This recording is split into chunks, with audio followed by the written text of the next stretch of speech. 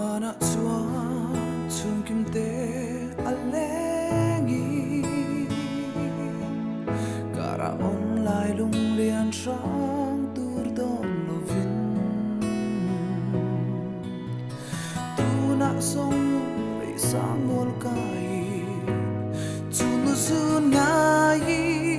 luai thi kan nu asin dang rel don sai kan rel lo zo pa le sai le ten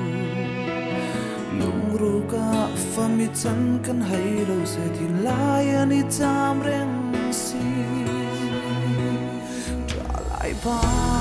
re la har ko kir thei chang si lo lung lam kan vai rua ye itel lo shring dun sa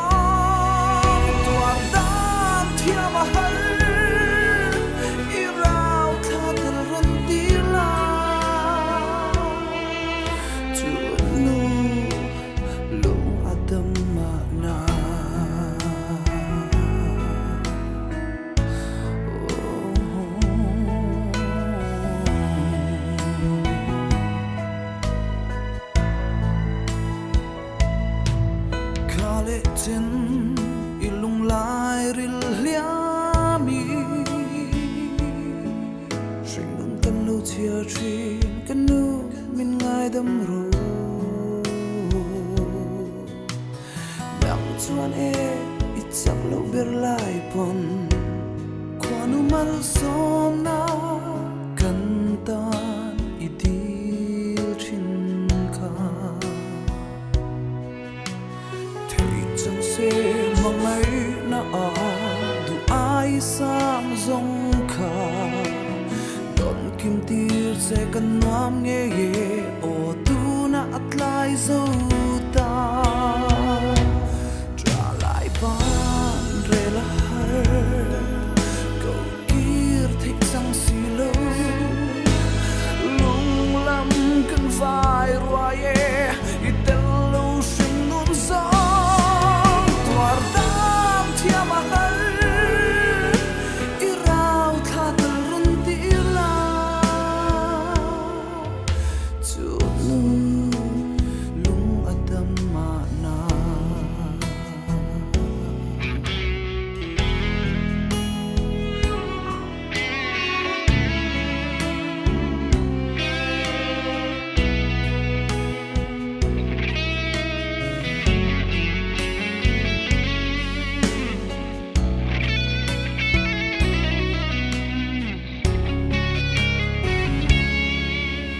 lupa